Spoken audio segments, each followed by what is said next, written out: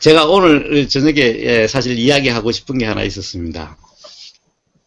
어떤 거냐 하면은 제가 최근에 이 한국 그 텔레비전에 동물농장이라고 하는 프로그램이 있습니다.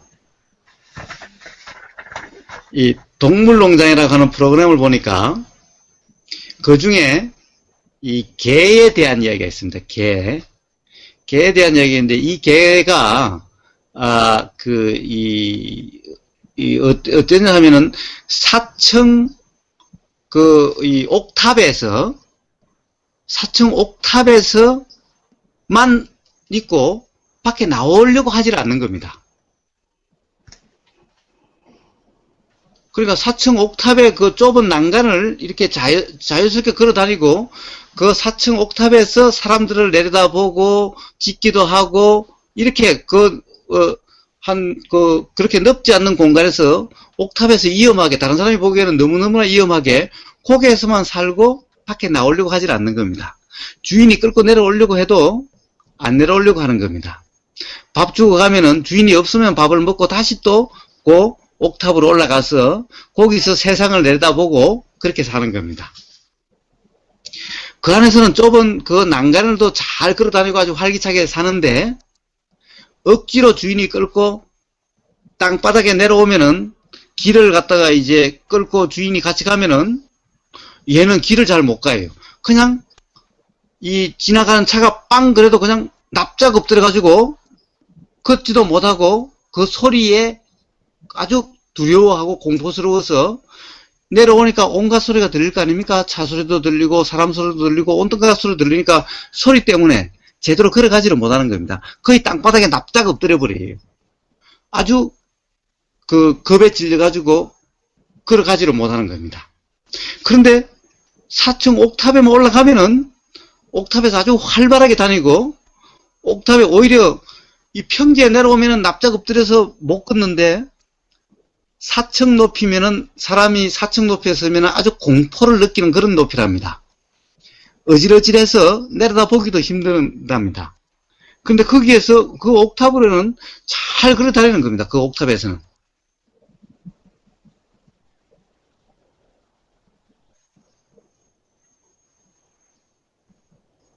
자, 뭔가 왜 이럴까요? 이 개가 왜 이럴까요?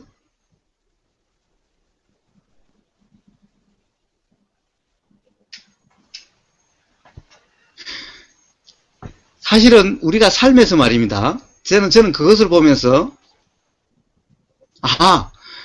이 사람들이 이 개가 바닥에 내려왔을 때 지상에 1층 길에 내려와서 길을 걸어가고 이 공원에 가고 했을 때 이 개는 바닥에서는 지상에서는 그냥 두려워가지고 제대로 걸어가지도 못하고 그냥 땅에 납닥납닥 엎드려가지고 그냥 움츠러들고 공포스러워합니다. 우리가 사람들도 그런 사람들이 많죠. 어떤 사람은 활발하게도 살지만은 어떤 사람은 세상이 두려워하고 세상에 다른 사람의 눈치를 보고 뭔가 맨날 피해의식과 두려움 속에서 사는 사람도 많습니다. 그와 똑같다라고 저는 봅니다. 그런데 이런 사람들도 가령 이 개가 4층 옥탑에서는 아주 활발하고 조금도 두려움 없이 아주 활발하게 지내는 것처럼 사람은 누구나 가령 밖에 나와서 이 사회생활 속에서 사람과의 어울림 속에서 길을 못 펴고 두려워하고 이런 사람도 자기가 길을 펴고 활발하게 사는 어떤 나름의 공간이 있습니다. 그 공간이 뭐겠습니까? 사람마다 물론 다 다릅니다. 예를 들면은 게임만 하면은 즐겁다든가 게임 속에서 그렇다든가 또는 자기 음악만 듣고 음악 속에 빠져 있을 때는 행복하다든가 또는 자기 방에 아무도 들어올 수 없는 자기 방에만 딱 들어있으면은 그때는 전혀 불편함이 없고 행복하다든가 자기만의 공간, 그것이 실제의 공간이든 마음속의 공간이든, 예를 들면은 마약을 먹고 그렇게 빠져서 그런 상태가 되든, 상상 속에 그런 상태가 되든,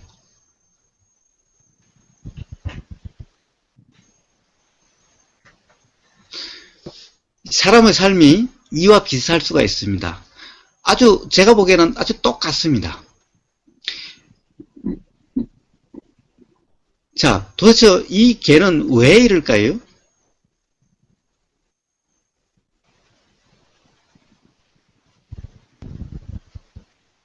거기에 진리를 제가 했으니까. 예, 예.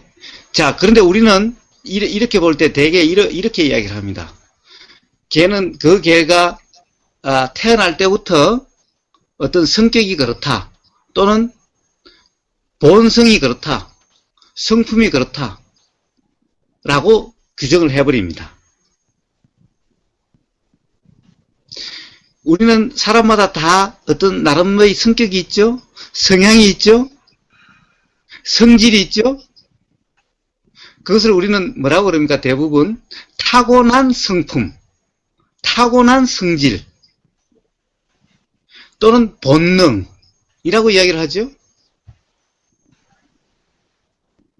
근데 제가 그런 이야기를 한 적이 있습니다. 옛날에.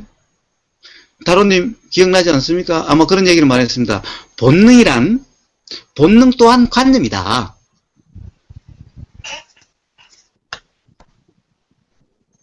본능이란 것이 따로 있는 것이 아니라 결국 지금까지의 경험의 얽매입니다. 즉 경험의 드러남이다. 그래서 타고난 본능이란 것이 따로 있는 것이 아니다. 결국 그것이 바로 관념이다. 라고 제가 계속 이야기를 해왔습니다.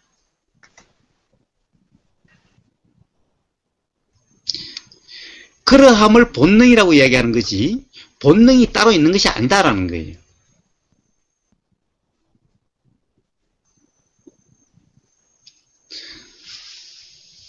자, 이제 그 주인의 얘기를 한번 들어보니까 이렇습니다.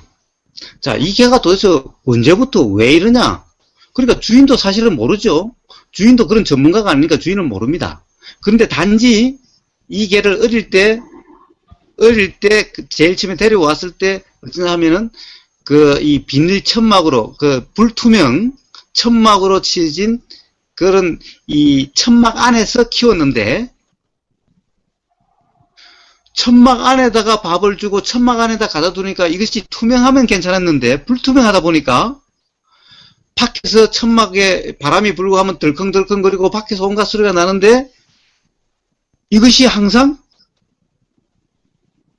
이 개한테는, 어린 개한테는 엄마 품에 떨어져 가지고 혼자 이제 떨어져서 거기에 살았을 때는 이것이 너무나 두려움으로 왔던 거예요. 그러니까 그때 이 주인이 경험이 그런 거예요. 밥을 주고 그러면 이 개가 맨날 구석에 웅크리고 있었다라는 거예요.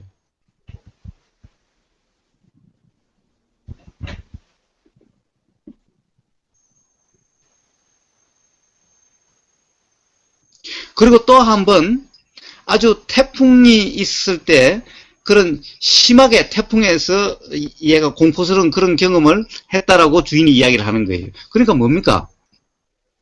천막 속에 왜 천막 중에 보면 비닐 천막 중에 그런 초록색이든 이렇게 해서 보이지 않는 이런 천막이 있죠. 주로 차고 같은 걸 갖다 천막으로 해서 쓰는 이런 데가 있죠. 이런 데 넣어놓으니 밖에서 들리는 소리가 도대체 무슨 소리인지 이해할 수도 없는데 그 소리가 계속 들리고 하니까 이것이 공포스럽게 들리는 겁니다.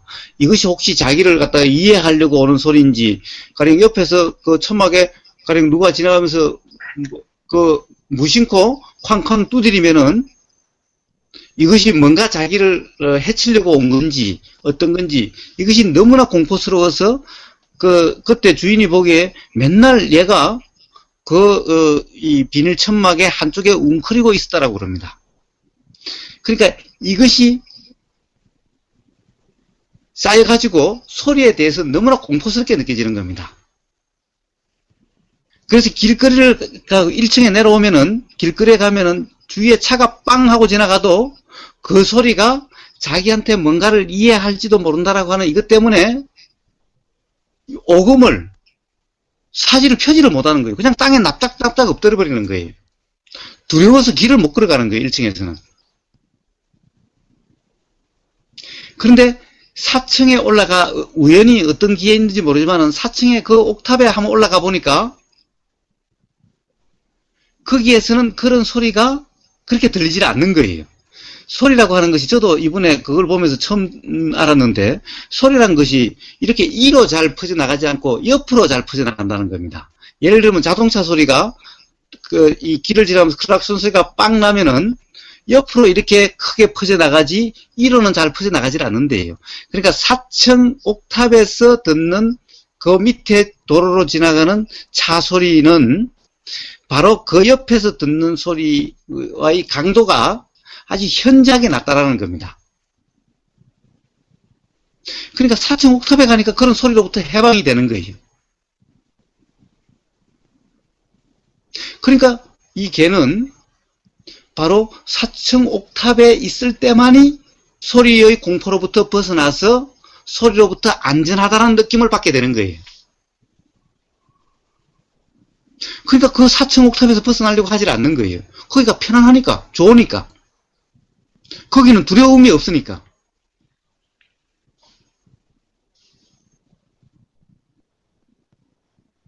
이 경험이 다 어디에서 경험한 겁니까?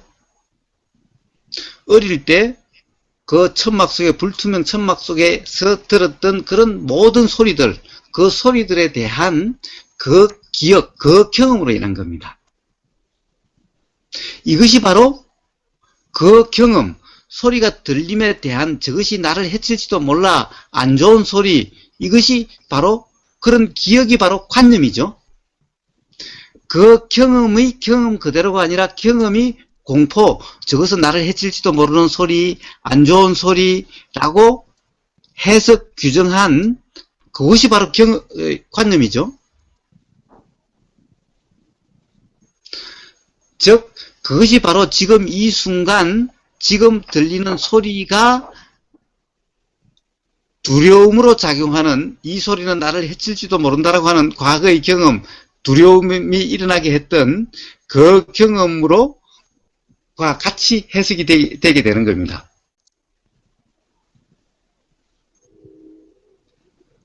전부 이런 경험의 산물이죠.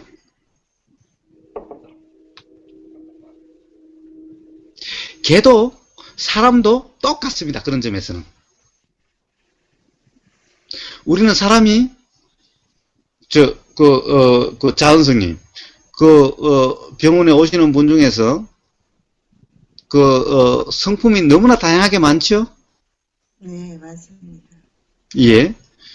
도대체 그 성품의 본능, 타고난 본능입니까? 유전자에 의해서 결정된 부모로부터 받은 이런 겁니까? 아니면 이 또한 우리가 가령 전생이든 그거든 지금 현생이든 그거와 관계없이 경험에 의한 영향으로 그렇게 되는 것인가요? 글쎄요. 보통 저희 쪽에서는 그 유전자가 그걸 함유하고 있다고 봐요. 경험을 다 축적해서. 예.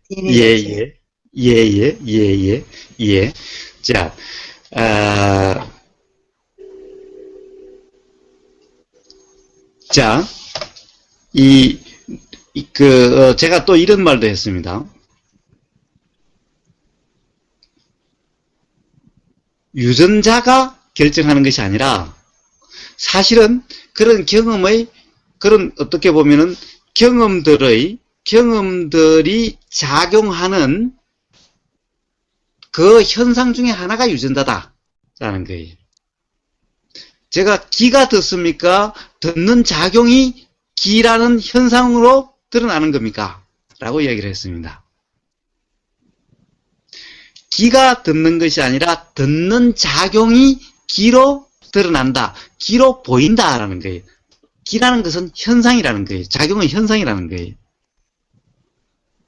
유전자가 있는 것이 아니라 유전자 또한 지금까지의 그런 경험이 지금 이 순간 작용하는 그 작용의 순간의 총체적인 현상이다라는 거예요. 어떤 조건 하에서의 현상이다라는 거예요.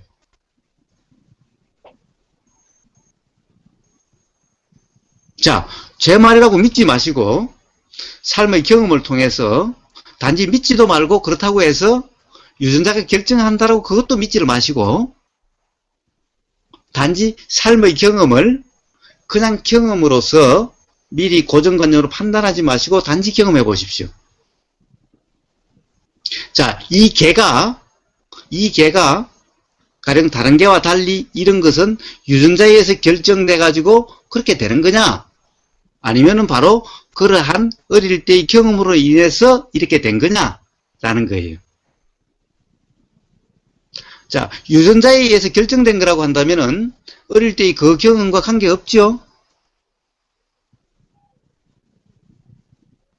어릴 때의 그 경험에 의해서라고 한다면은 유전자에 의해서 그렇게 결정된 것은 아니죠? 안 그렇습니까, 장선생님? 네, 맞습니다. 예. 그래서 어떤 것을 미리 판단하지 마시고 어떤 이론이나 과학적인 발견이라도 거기에 얽매이지 마시고 경험을 통해서 한번 이치가 알아지도록 한번 그냥 경험 자체로 한번 있어 보십시오. 자, 저는 이번에 동물농장을 보면서 그것이 아주 절실하게 느껴졌습니다. 더욱더.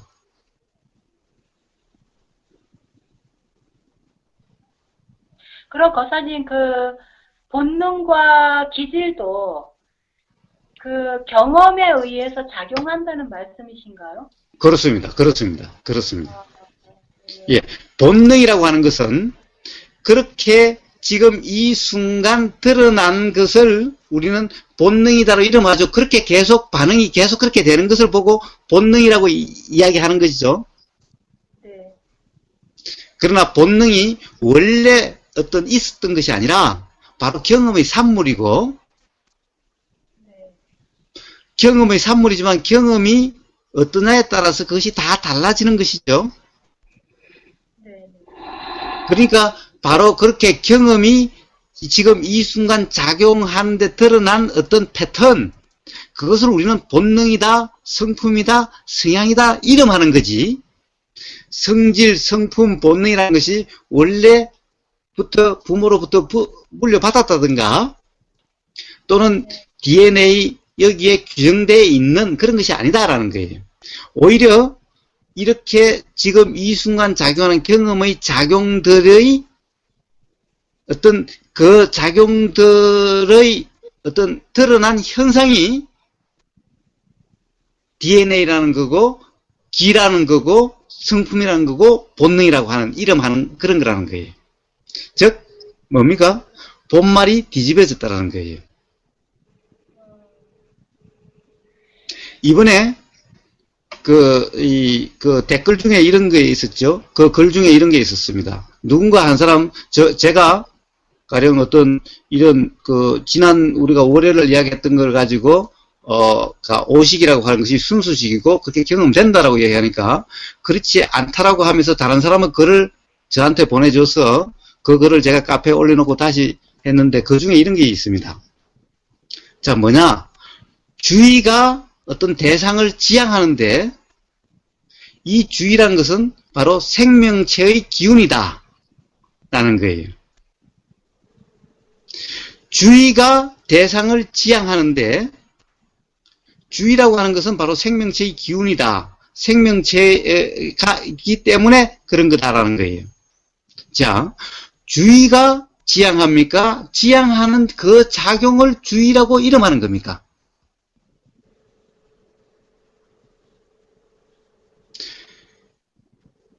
어떤 대상에 대해서 지향하는 그 작용을 주의라 이름하고 그렇게 작용하는 그것을 생명체 기운이라고 이야기하는 겁니까? 아니면 생명체가 있어서 주의를 일으키고 주의가 대상을 지향하는 겁니까?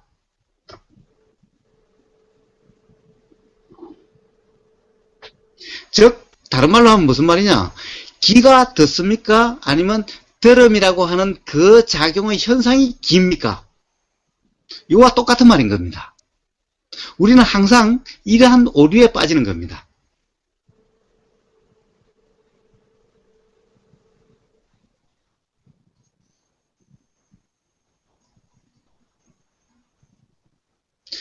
자, 본능이다, 성품이다, 성향이다, DNA다라는 것은 기가 듣는다라고 하는 존재론적인 관념인 겁니다.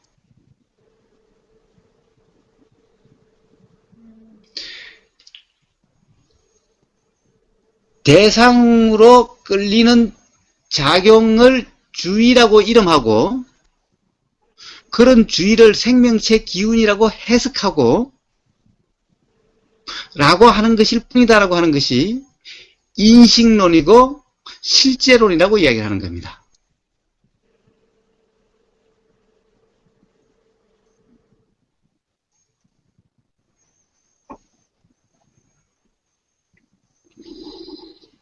바로 우리는 항상 요 사이에 항상 혼동으로 왔다 갔다 하기 때문에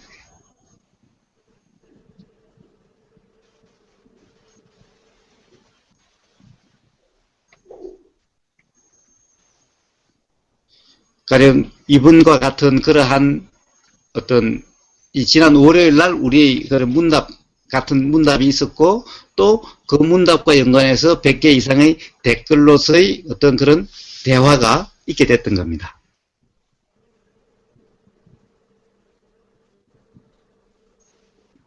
그리고 또 바로 그런 혼동으로 깨어있음이 된다 안 된다라고 하고 있는 겁니다. 혼동으로 나다 너다라고 여기에 얽매이게 되는 겁니다.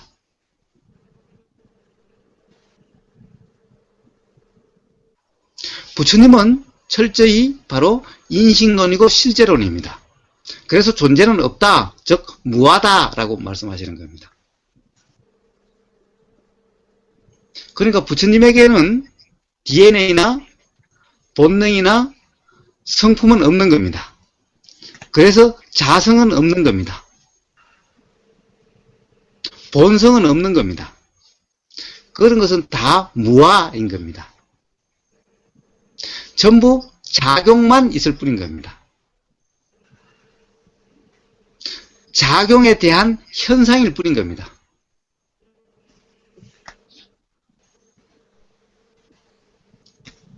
그런데 대부분의 철학자들은 실제론이 아니라 다 관념론입니다. 존재론입니다. 그것이 바로 나다, 너다, 사람이다. 그러니까 당연히 그러니까 본능이다, 성품이다, DNA다 라고 하게 되는 겁니다.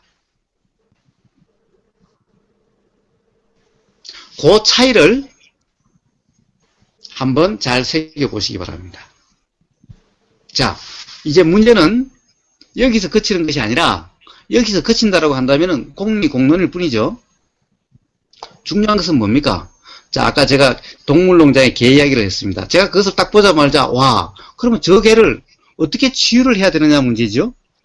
저 옥탑에서 위험하게 거기서만 자유롭고 바닥에 내려오면 저렇게 공포스러워하니 저 개를 어떻게 치유할까라고 하는 거죠. 어떻게 저것을 알려줄까라고 하는 거죠. 어떻게 너가 사실 그 소리라고 하는 것이 너를 해치려고 하는 그런 소리가 아니고 소리는 소리일 뿐이라는 것을 어떻게 알려줄까라고 하는 거죠.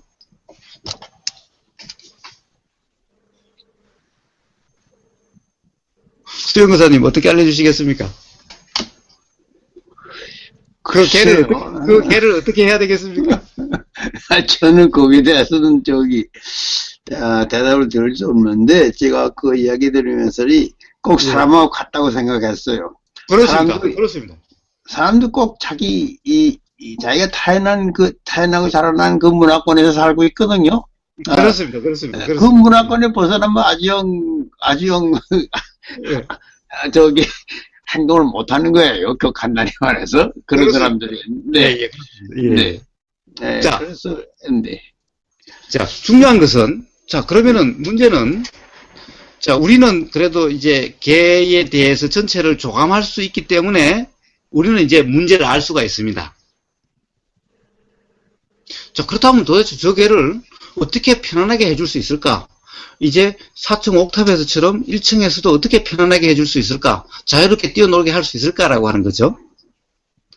자, 우리가 이 삶에서, 이 세상에서 뭔가 불편함을 느끼고 괴로워하고 두려워하고 불안해하고 하는 것이 다 똑같은 문제인 거예요.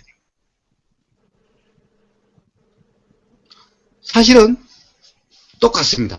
다를 바가 하나도 없습니다. 다 그렇습니다. 사람들이 두려워하고 불안하고 괴로워하는 거, 그 개가 1층에서 두려워하고 불안해하는 거와 똑같은 이치일 뿐인 겁니다. 자, 그럼 도대체 어떻게 치유를 하겠습니까? 어떻게 해야 되겠습니까? 자, 준희님은 어떻게, 그 개를 어떻게 치유하시겠습니까?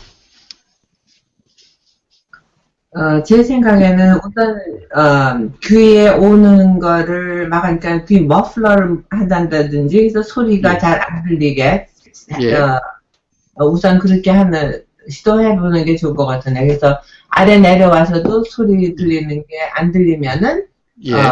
우선 그렇게 되면서 차차 적응해 가면서, 예. 하는 게 어떨까, 그런 생각을 하고, 아니면은, 그런 대로 살도록 그냥 그 위에서 살도록 내려버려 두지 왜 꼭 내려와서 살게 해야 될 꼭 필요성은 또 있을까? 예. 그 생각도 또 해봤습니다. 예. 예. 그러면 그 사람의 비유를 하면은, 어떤 사람은 그 방에 콕 처박혀가지고 밖에 나간 것을 두려워해서 하루 종일 게임만 하고 있습니다. 자, 부모가 살아서 먹여주고 입혀주고 할 때까지는 괜찮은데, 이제 부모가 더 오래 살 수도 없고 언젠가는 죽어야 되는데 저렇게 둘 수가 없잖아요. 뭔가 스스로 이제 먹고 스스로 입고 살 수 있도록 해주고 가야 되겠는데 그냥 그 방에 그냥 계속해서 그렇게 살도록 그냥 두고 그렇게 죽어야 되겠습니까?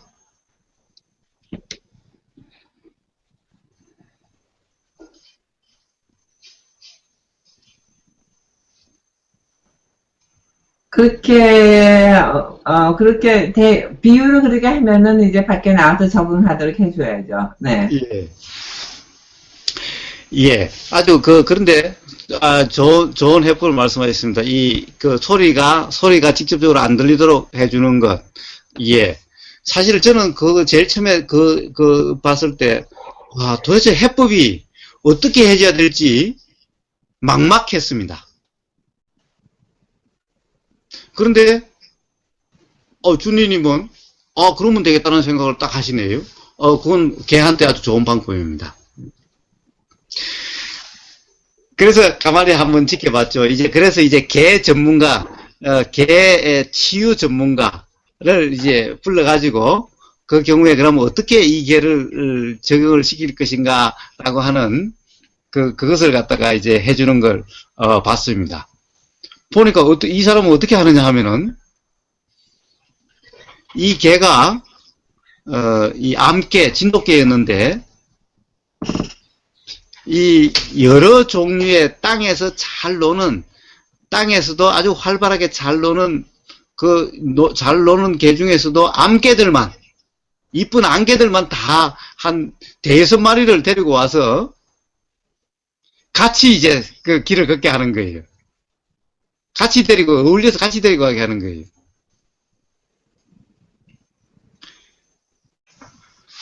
그러니까, 이 개가 말입니다.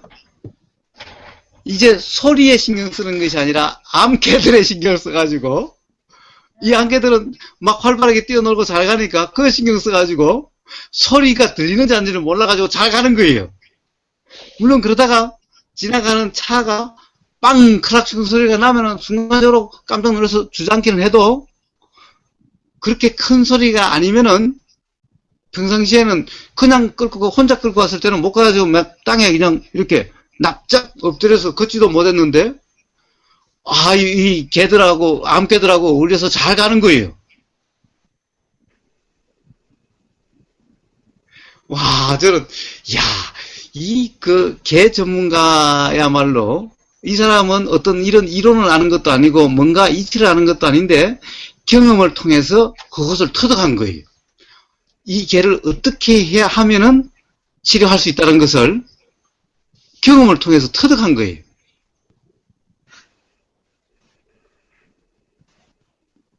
그래서 이 개가 그렇게 어울려서 가니까 잘 가는 거예요.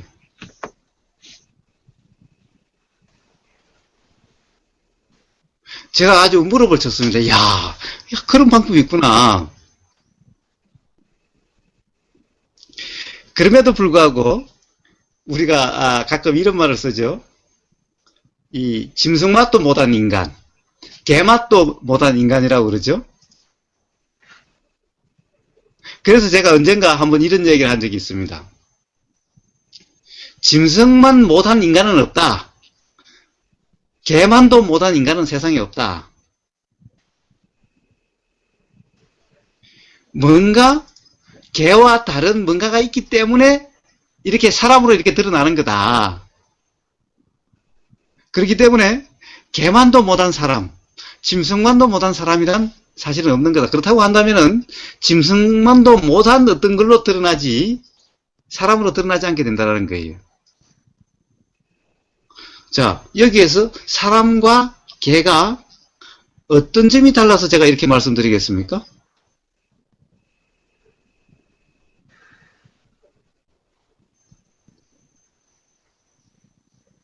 사람과 개가 다른 점이 뭘까요?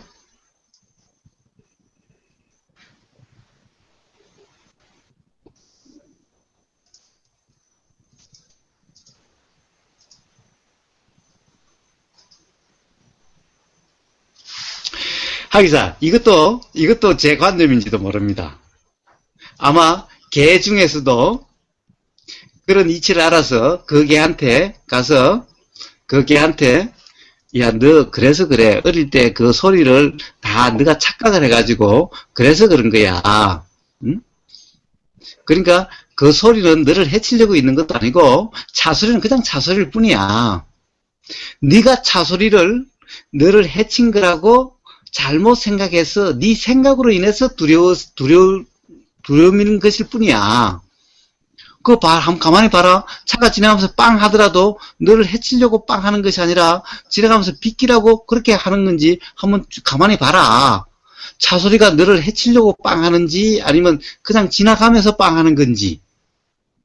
이렇게 개한테 이야기해 줄 수 있는 개가 있는지 없는지 잘 모르겠어요. 그러니 제가 섣불리 판단할 수는 없다 하더라도 이것은 섣부른 판단인지는 모르지만은 제가 그 개한테 이렇게 설명해 줄 수는 없잖아요. 걔가 이렇게 설명해 준다고 알아들을 수가 없잖아요. 가령 제 말을 못 알아듣잖아요. 그러나 사람은 이렇게 이야기해 줄 수가 있죠. 요게 바로 개와 사람의 다른 점이죠.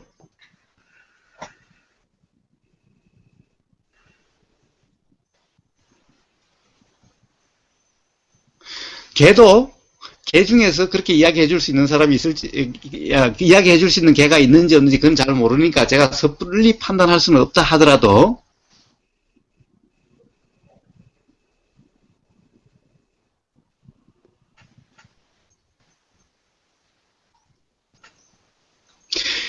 사람은 이렇게 말로서 또는 직접 어떻게 경험해 보게 함으로써 터득할 수 있게 뭔가 설명해 줄 수가 있고 설명을 알아들을 수 있는 이런 게 있죠. 이게 다른 점이라고 저는 보는 겁니다. 개는 이제 그렇게 이제 실제로 한번 여러 어울려서 그러니까 다른 개들한테 어울려서 정신없이 걷다가 문득 정신이 드니까 내가 두려워하지 않고 그렇네 라고 하는 것이 알아지고 그런 경험을 통해서 차츰 소리로부터 자유로워 갈지 모르겠습니다. 그렇게 되어 가겠죠. 결국 개는 경험을 통해서 스스로 터득해 가든지 그렇게 되어 가겠죠.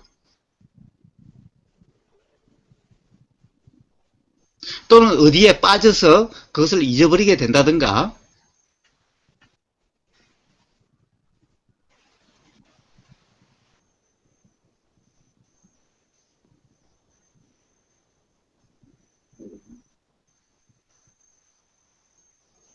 사람은요? 그런 경우에 사람은 어떻습니까?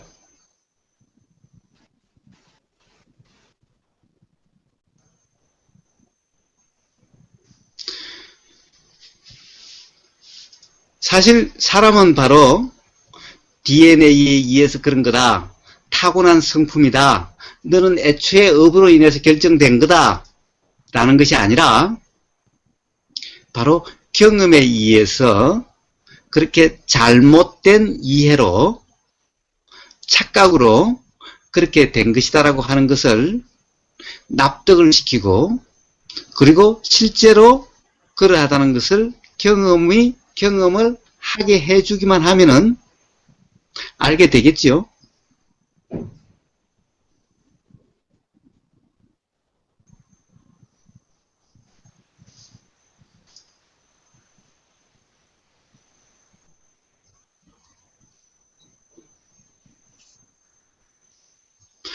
자, 그러니 어느 것이 근본적인 해법이죠?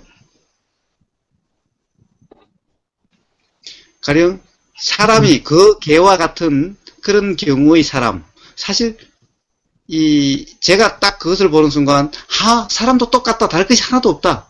실제로 지금 우리 함께 사는 세상에서 어떤 사람들 불안해하고 미래를 불안해하고 다른 사람에 대해서 피해의식을 가지고 다른 사람을 미워하고 또 사회에 대해서 불안해하고 두려워서 어떤 일을 못하고 라고 하는 그런 사람이나 이 개나 다를 바 하나도 없다. 그리고 그렇게 된 데 대한 그 원인 또한 과정 또한 이치 또한 똑같다.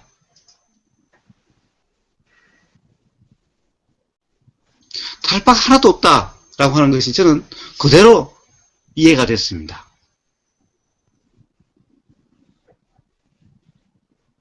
그렇다고 한다면은 어찌해야 되는지 해법 또한 너무나 분명하지 않습니까? 자, 우리가 공황장애라고 하는, 예를 들면은 폐쇄공간장애, 공황장애라고 이름하는 여러 유형들이 많죠? 어떤 분은, 제가 아는 어떤 분은 비행기를 못 타요. 기차 안에서도 화장실에는 못 가요. 엘리베이터를 못 타요. 밀폐 공간 공황 장애가 있는 거예요. 자, 이것이 병입니까?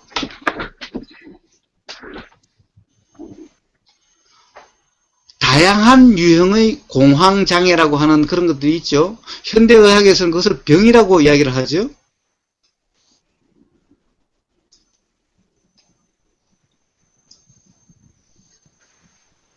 이것을 병이라고 규정하는 순간 사실은 사람을 점점 더 불안하게 만들고 그렇게 만드는 거예요. 병이 아닌 거죠. 그 개가 병입니까? 그 개가 바닥에 내려오면 두려워가지고 그걸 못 넣는 것이 병입니까? 물론 병이라고 이름 붙일 수야 있겠죠.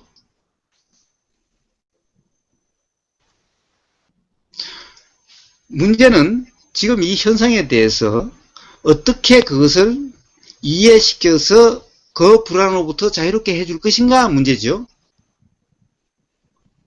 그 불안, 두려움으로부터 자유롭게 해주느냐 문제죠.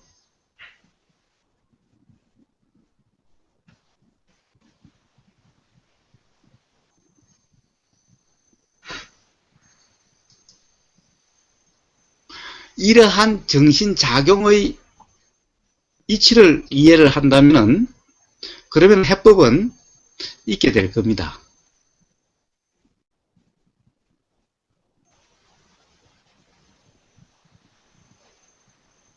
단지 이제 사람이 개에 대해서 어떤 해법을 하다 보니까 그 해법이 온전한 해법은 아니죠. 사실은 암개들을 여러 마리 해서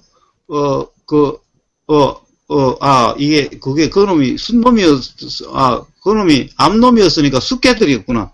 이 숫놈들을 이렇게 와서 정신을 쏙 빼놔가지고 소리를 인식하지 못하도록 딴 데 정신이 팔리도록 해서 그 공포를 잊게 했지만은 그것은 순간적이겠죠. 근데 그런 경험이 한 번, 두 번 하다가 문득 그 개가 사실은 그때는 내가 괜찮았었는데 라고 뭔가 경험을 통해서 스스로 터득한다면은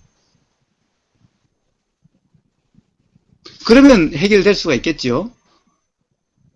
또는 아까 주님님 말씀대로 아마 그것도 방법일 것 같아요. 개에다가 이렇게 기마개를 해가지고 소리를 못 듣게 하면은 잘 걸어갈 수 있었을 것 같아요.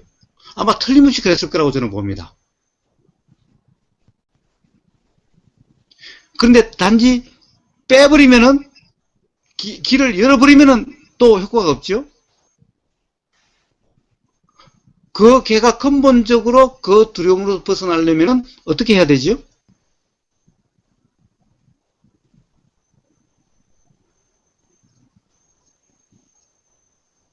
자, 우리는 개 전문가도 아니고 개에 대해서 잘 모르니까 더 이상 이제 개에 대해서 이야기하지 말고, 그러면 사람이 그렇다면 어떻게 해야 됩니까?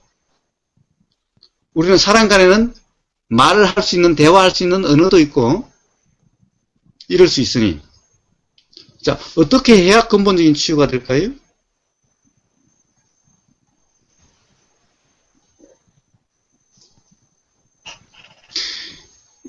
가끔 텔레비전이나 또는 어떤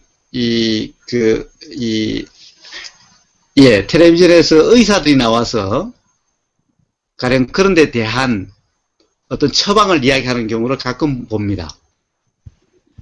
예를 들면 어떤 공황장애라든가 이런 데 대해서. 그럼 당연히 의사들은 나와서 그것을 병이라고 규정을 짓고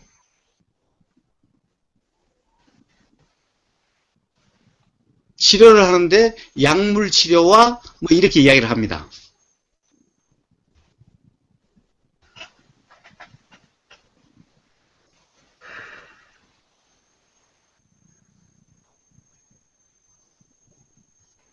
사실은 바로 그 소리로 인해서 그렇고 그 소리가 해치려고 하는 것이 아니다라고 하는, 소리는 소리를 뿐이다라고 하는 그 이치, 그 두려움이 소리에 대한 생각, 자기를 해칠지도 모른다 라고 하는 그 경험으로 인한, 과거의 경험으로 인한 어떤 관념에 의한 것이라는 것이 납득만 된다면은 어떤 약물 치료도 필요 없이 바로 괜찮아질 겁니다.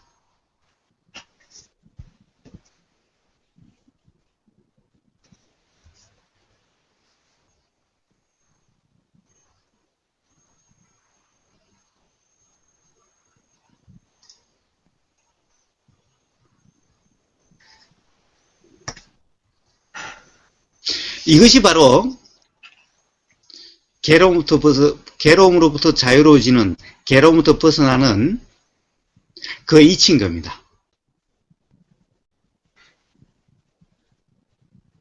이것을 경험해 보려고 하면은, 자, 소리는 소리일 뿐이다. 소리로 인해서 뭔가 두려움이 일어나는 것은 소리 때문에 두려움이 일어나는 것이 아니라 소리에 대한 관념 때문에 두려움이 일어나는 거다.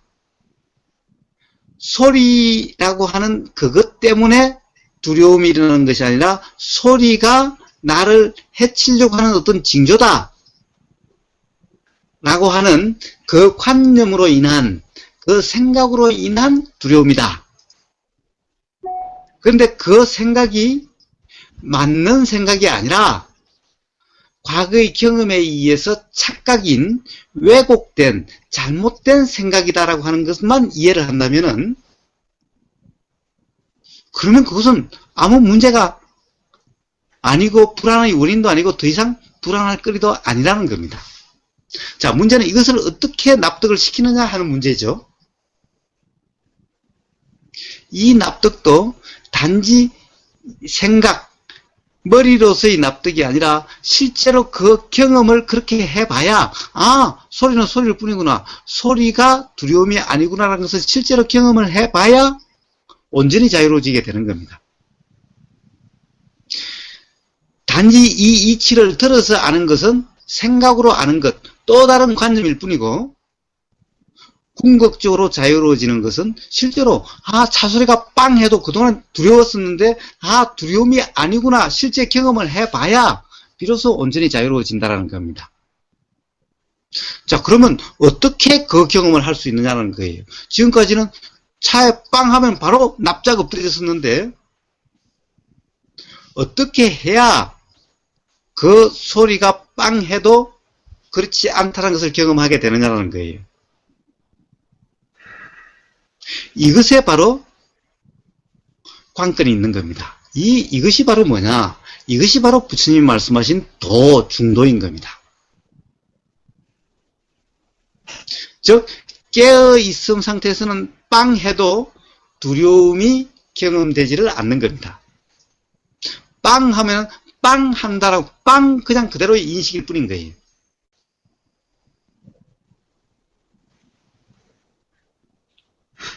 그래서 중도, 깨어있음이라는 것이 바로 근본적인 해결책인 겁니다. 이렇게 빵 하면 그냥 빵 그대로라고 하는, 즉 뭡니까? 전 오식의 경험, 육식이 개입되지 않는 육식과 별개의 오식의 경험이 필요한 겁니다. 이것이 바로 순수식이라고 그러고 오염되지 않는 생각의 관념에 오염되지 않는 순수식이라고 이야기하는 겁니다. 그리고 의식, 생각이라고 하는 것은 바로 과거의 경험에 의해서 오염된 사량식, 생각으로 인해서 과거의 경험과 비교돼서 해석되고 평가돼서 왜곡된 알미라고 이야기하는 겁니다.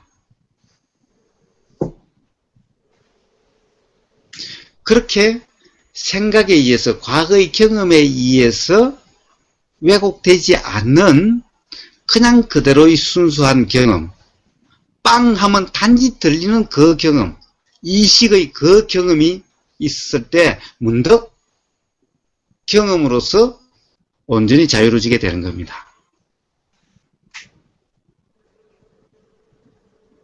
왜 중도해야 되는지, 깨어있어야 되는지, 왜 이 경험이 중요한지 분명하지 않습니까?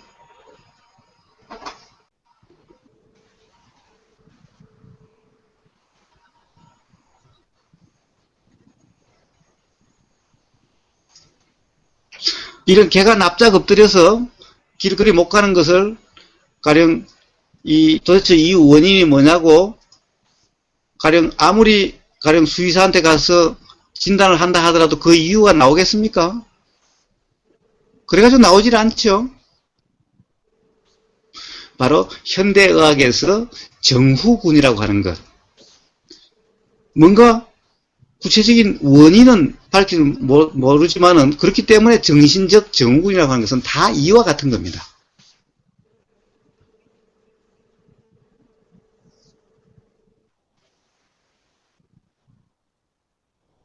이렇게 우리는 일상생활에서도 다 어떤